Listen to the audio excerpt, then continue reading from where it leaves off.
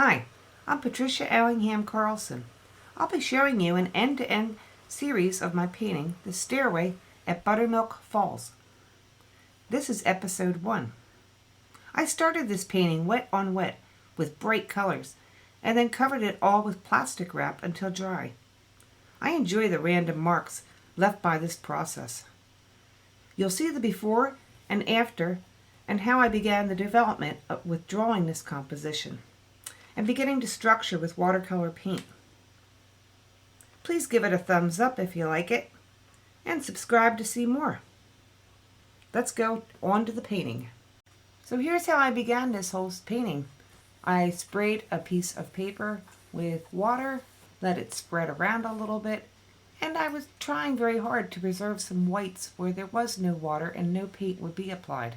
I dropped in concentrated watercolor and used very bright colors because the water will dilute the color, and I wanted to have some good, strong pigmentation to start this painting out. I gave you vague outlines of trees and a staircase. And here it is dry. My next step had involved applying plastic wrap and scrunching it around on the wet paint. After that, I applied a heavy weight such as a book or a board. When dry, the plastic wrap is taken off, and here is what is left with the impressions on the wet paint. You can see this whole process in a future video.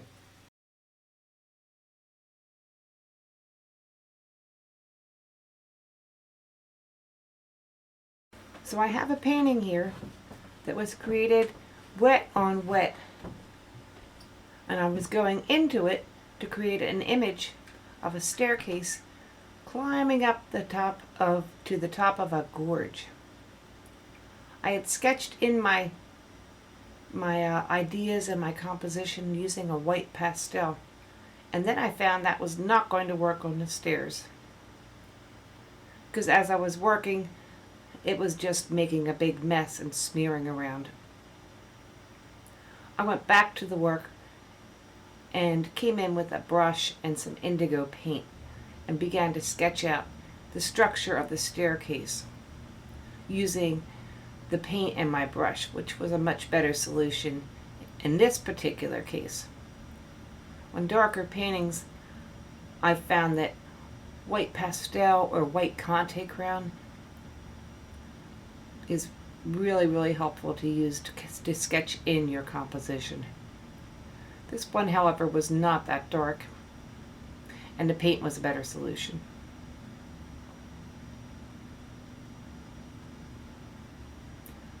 I wanted to set up the staircase structure because that was really a very important aspect of this painting. The staircase is made out of rock, and it's an old structure. It was built during the Depression years. And as a result, it was a little bit crumbly and very aged looking. I wanted to try to capture that age and the way the stones were slightly misaligned and shifted over time. So after putting in the darks, my next idea was to come in with some light colors and to show where the darks met the sunlight. What I'm using here is white gouache. Gouache, as you probably know, is an opaque watercolor based paint.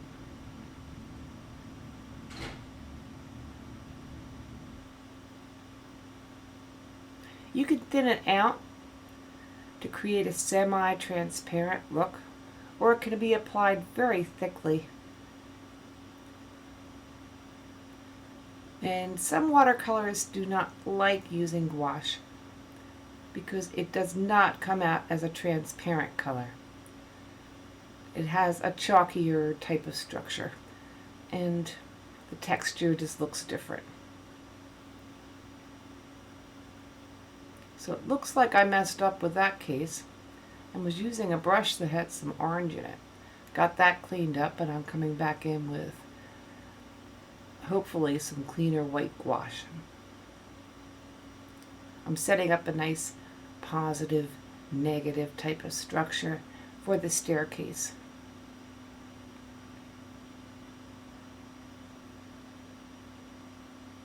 Where the sunlight is hitting the rocks is where I'm trying to do the highlights with the white gouache.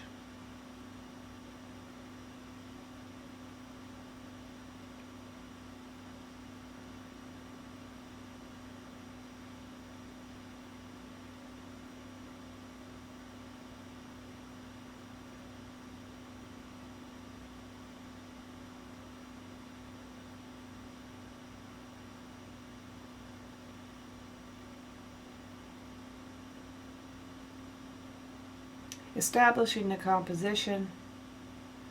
Next, I begin to mark out the trees.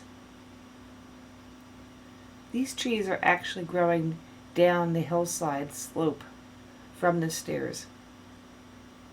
And these stone stairs do climb quite high up to the top of the gorge. This place is actually called Buttermilk Falls in New York State, and it's a beautiful state park.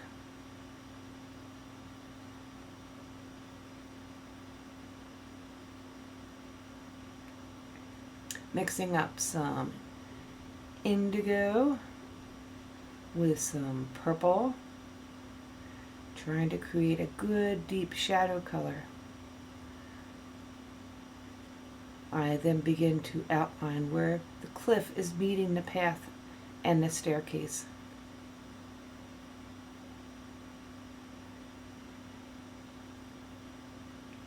You'll frequently see me jumping around the painting as I apply just the right color. I'll then go to other places on the painting where the same color could be really good and would work well.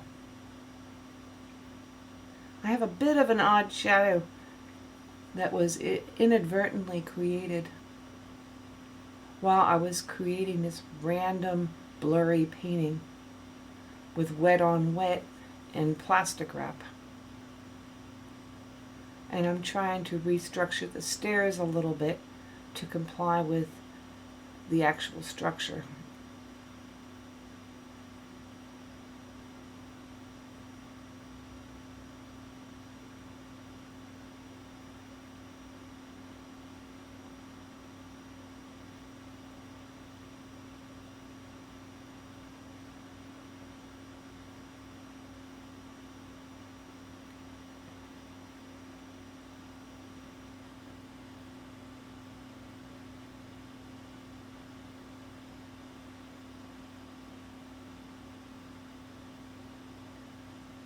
As you can see, I'm trying to show the irregular shape of the rocks, some of the gaps.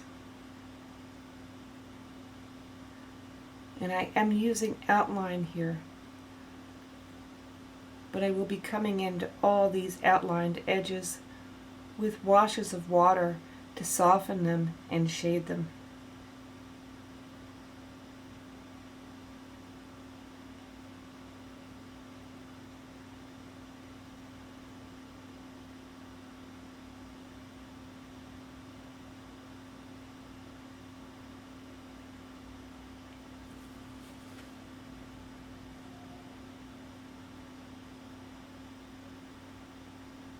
Where I have these beautiful, brilliant light colors that happen to form by chance in my blur painting start, I want to paint as little as possible because I want the colors to stay fresh. Where you have a beautiful coincidence of color coming together in watercolor, it's so lovely to be able to keep it if you possibly can. Because the accidents that happen in watercolor, as you've heard, are often the most beautiful part of the painting.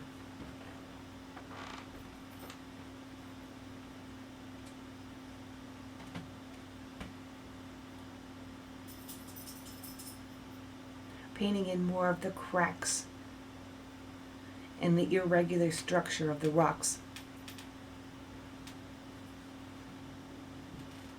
and trying very hard to make sure to stay with my perspective points so that the whole thing comes together in a logical manner.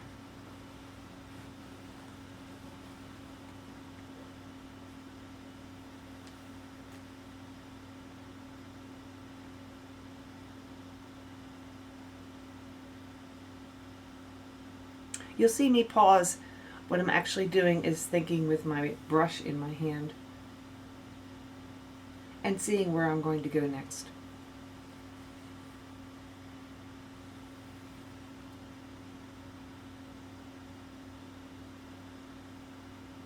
I feel very lucky when I know where to go next, because that doesn't always happen.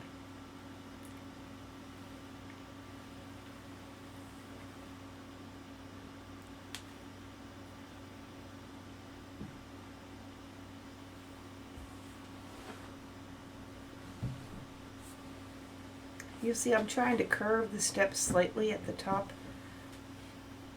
to show how the rocks go up and then over the top. So we see just a slight bit of the top edge of the stairs as well. I do take breaks during my work periods because I have to get away a little bit, stretch my legs, and get back from the painting. If I'm on top of the painting for too long, I can really lose my sense of where it's supposed to go and lose my focus. So at the very top of this path is another hill to climb, and that just keeps going up and up and up. And you'll see the cliff side at the top. And I've just begun to articulate the layers of rock at that top cliff side. While I have that particular color on my brush, I might go down and use it somewhere else that looks good.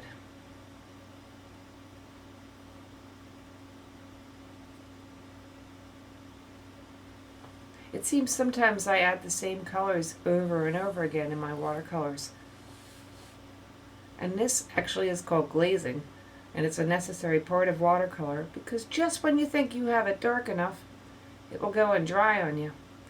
And it will be a lot lighter when it dries. One of the tricks of glazing and building up the colors is trying to use the same colors over and over again, unless you want them changed, of course.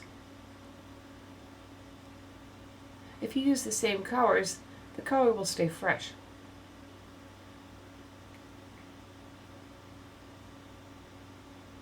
Coming in with some real good strong brights to try to make the eye dart around the painting and capture some fresh interest.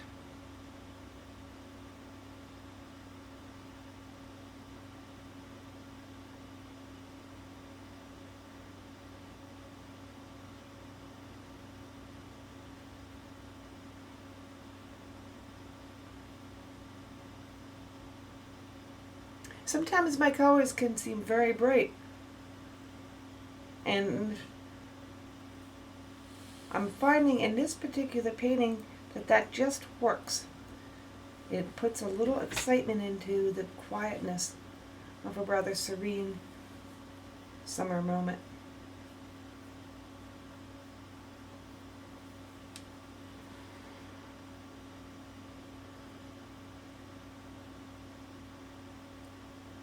Again, you'll see I'm going all over the painting with that color. And I'm sort of relying on my experience to see where it might look good.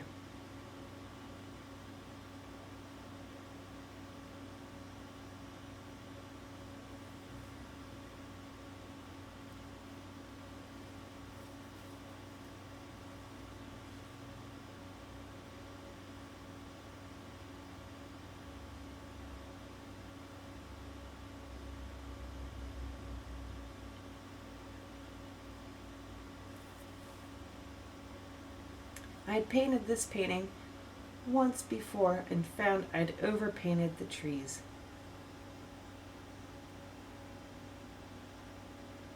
If you've worked with watercolor for a while, you know what I'm talking about with overpainting. I just did too much. So this time, my plan is to try to keep the trees particularly the left trees, more soft focus and less painted, because I sort of like the softness of them as they are. I will be giving them some good strong shading, and that is what I'm working on here.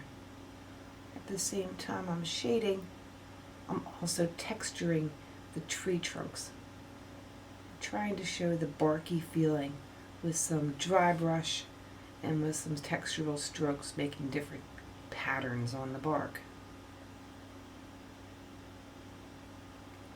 This whole painting color scheme is actually based on a beautiful sketch made in crayon by my grandson, which I happened to keep because the colors were so pretty. And that crayon drawing used a lot of blues and turquoise and oranges.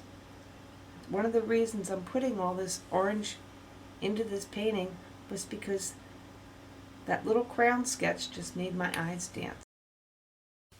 If you enjoyed this video, please give it a thumbs up. For more videos like this, subscribe to my channel. Your comments are always welcome as well. Click on the link if you'd like to see my next video or one recommended by YouTube. And there's more links in my description page below. See you next painting.